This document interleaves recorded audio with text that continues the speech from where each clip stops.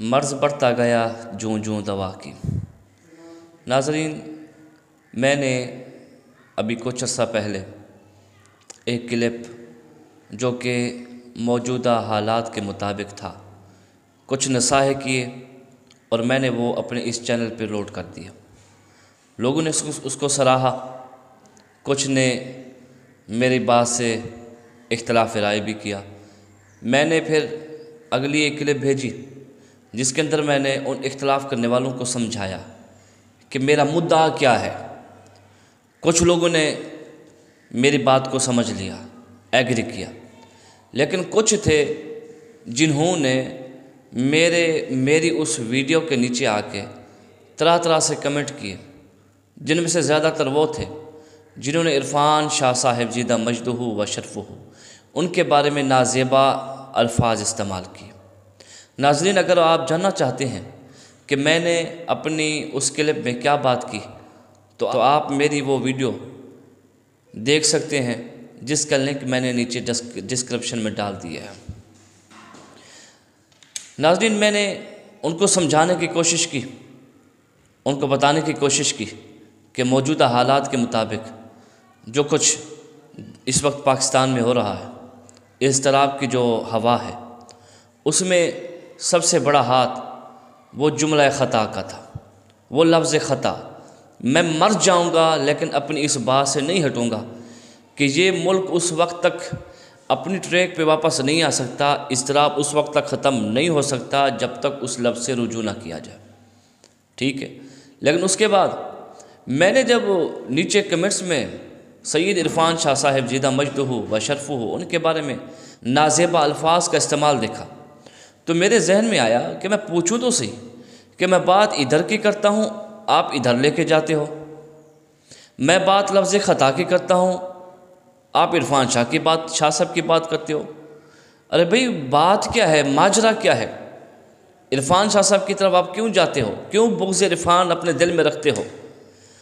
تو جب میں تحقیق کی تو کچھ باتیں میرے سامنے آئیں کہ وہاں سے کچھ باتیں عرفان شاہ صاحب کے بارے میں لوگوں کو بتائی جاتی ہیں، پھر وہ لوگ بغیر کسی تحقیق کے، جیسے آج کل ہمارا رواج ہے کہ کوئی آدمی کہے آپ کا کان تو کتا اٹھا کے لے جا رہا ہے، تو ہم اپنے کان کو ہاتھ لگا کے چیک نہیں کرتے بلکہ کتے کے پیچھے بھاگ جاتے ہیں۔ یہ والا ہمارا دور ہے کہ اگر کسی عالم دین کے بارے میں، کسی سید زادے کے بارے میں کوئی بات کی گئی، ہم خود تحقیق نہیں کرتے، بس سنی سنائی پہ ہم بیٹھ جاتے ہیں۔ تو وہی ہوا کہ وہاں سے کچھ باتیں ہوئیں جن پر اعتماد کرتے ہوئے ان پارٹی والوں نے سید عرفان شاہ صاحب کے خلاف باتیں کرنا شروع کر دیں۔ ان میں سے دو تین باتیں جو میں آپ کے سامنے کرنا چاہتا ہوں۔ پہلی بات، ان کا سب سے بڑا ہتھیار کہ بریلی سے فتویٰ آیا جی اس کا کیا کرنا ہے، جو بریلی سے فتویٰ آ گیا اس کا کیا کرنا ہے۔ میں انشاءاللہ اگلی ویڈیو میں وہ سارا کچا چھٹا کھولنے والا ہوں۔ بریلی سے کیا فتویٰ آیا، بریلی شریف سے کیا کیا باتیں ہوئیں، میری خود ان سے بات ہوئی، بریلی شریف سے ہمارا بھی تعلق ہے، ہماری ان سے بات ہوئی ہے، اور انہوں نے بھی جو کچھ بتایا کہ کیا بات ہوئی، کہاں کیسے فتویٰ آیا، کون لے کے گیا، کیا باتیں ہوئی اور پاکستان میں کیسے پہنچا، وہاں سے جو فتویٰ ہاتھ سے لکھا ہوا پھر کتابچہ کیسے بنا، کتابچہ کس نے بنایا اور کس واسطے بنایا، وہ ساری باتیں انشاءاللہ ہوں گی اگلی ویڈیو میں۔ دوسری بات، جو عرفان شاہ صاحب کے خلاف باتیں کر رہے ہیں وہ کہتے ہیں جی وہ رافضی ہو گئے، اور اگر وہ رافضی ہو گئے تو پھر بھی وہی اعلیٰ حضرت رحمۃ اللہ علیہ کا فتویٰ کہ اگر سید رافضی ہو جائے تو وہ رافضی نہیں رہتا۔ اور جب میں نے تحقیق کی کہ یہ باتیں ان کو کس نے سکھائیں تو پھر پتہ چلا ایک سیمینار ہوا افکار رضا، اس کے اندر موصوف جلالی صاحب نے فتاوی رضویہ ہاتھ میں اٹھا کے لوگوں کو دکھایا جس کے اندر یہ باتیں لکھی ہوئی تھیں۔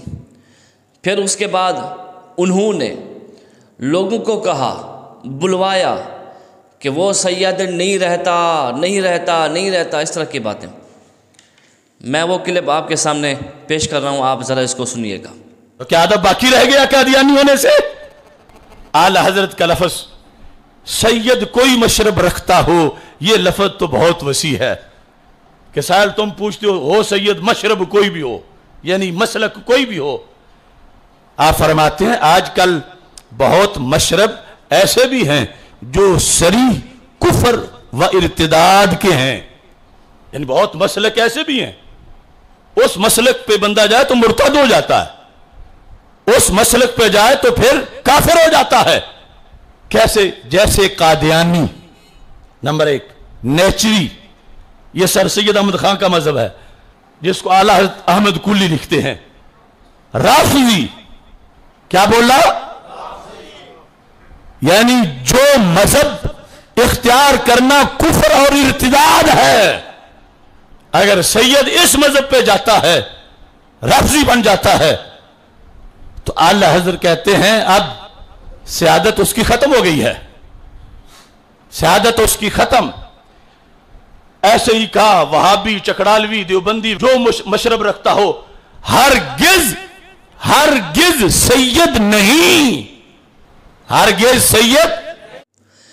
ناظرین، جیسا کہ آپ نے سنا کہ قبلہ جلال صاحب کیسے ہاتھ لہرا لہرا کے ان کو بتا رہے ہیں. اب میرا ان کے اوپر ایک سوال ہے. سب سے پہلی بات کہ ہم اہل سنت جماعت والے بریلی شریف کی قدر کرتے ہیں. اعلیٰ حضرت رحمۃ اللہ علیہ جو ہمارے سر کے تاج ہیں، ان کی کتاب فتاوی رضویہ وہ ہمارے سروں کا تاج ہے، اور ہر مدرسے کی شان ہے. ہر اہل سنت کا ان کے ساتھ ایک تعلق ہے، ایک نسبت ہے. ایک وقت ایسا آیا جب بر صغیر کے اندر ایک طرف سے رفض اٹھ کھڑا ہوا، ایک طرف سے خوارج تھے، اور انہوں نے دین کو مسخ کرنے کی کوشش کی. تو اس وقت اعلیٰ حضرت عظیم البرکت الشاہ احمد رضا خان بریلوی رحمۃ اللہ علیہ حضور علیہ السلام کی تلوار بن کے، مولا علی کرم اللہ تعالی وجہ الکریم کی تلوار بن کے وہ سینہ سپر ہوئے اور دشمنان اسلام کا مقابلہ کیا. انہوں نے رفض کا مقابلہ کیا، انہوں نے خوارج کا مقابلہ کیا، اور وہ وہی دین جو کہ اللہ کے رسول صلی اللہ علیہ وآلہ وسلم کا سچا دین تھا، انہوں نے وہ دین اٹھا کے اپنے بعد والے لوگوں کو دیا، اپنے ماں بعد آنے والے ہم جیسے لوگوں تک پہنچایا. یہ ان کا ہم پہ بہت بڑا احسان ہے کہ اعلیٰ حضرت عظیم البرکت الشاہ احمد رضا خان بریلوی رحمۃ اللہ علیہ نے وہ دین اللہ کے رسول والا صلی اللہ علیہ وآلہ وسلم والا ہم تک پہنچایا. یہ ان کا بڑا احسان ہے.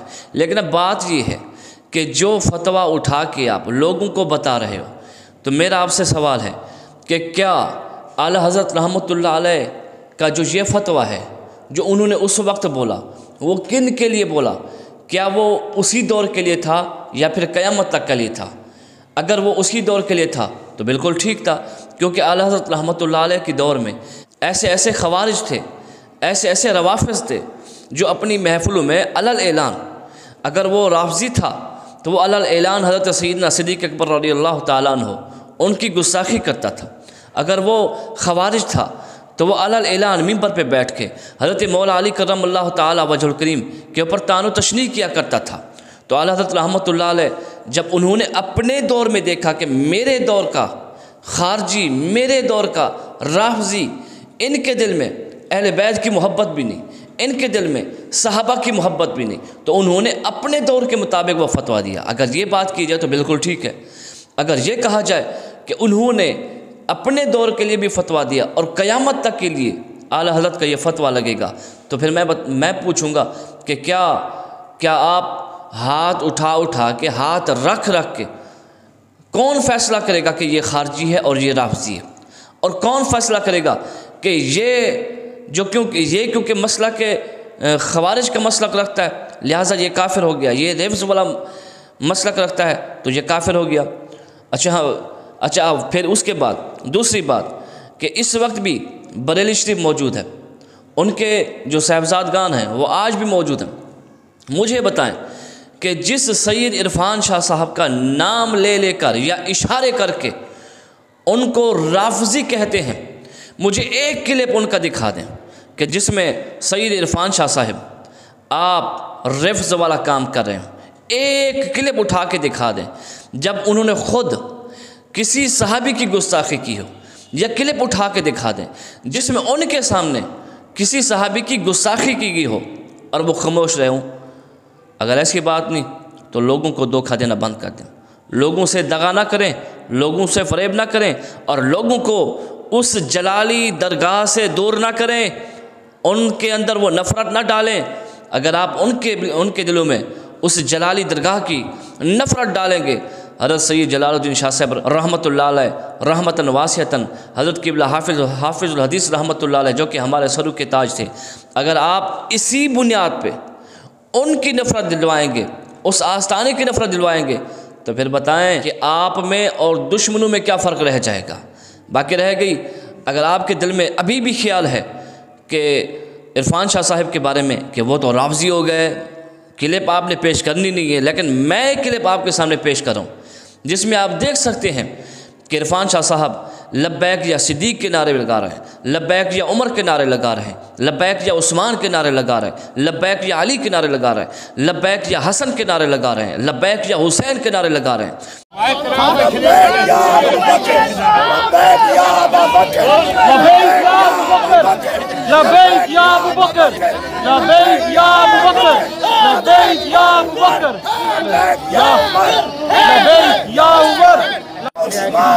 لبیک یا علی، لبیک یا علی، لبیک یا علی، لبیک یا حسن، لبیک یا حسن، لبیک یا حسین، لبیک یا حسین، لبیک یا حسین، لبیک یا رسول اللہ۔ تو مجھے کوئی ایک رافضی ایسا دکھا دیں جس نے کبھی لبیک یا ابو بکر کا نعرہ لگایا ہو، لبیک عمر کا نعرہ لگایا ہو، لبیک عثمان کا نعرہ لگایا ہو، لبیک علی کا نعرہ لگایا ہو، لبیک حسن حسین کا نعرہ لگایا ہو۔ جب ایسی بات نہیں ہے تو خدا را لوگوں کو دھوکہ دینا بند کر دیں۔ پیر سید عرفان شاہ صاحب زیدہ مجدہ و شرفہ، اللہ تعالیٰ ان کا سایہ ہمارے سروں پر تادیر سلامت رکھے۔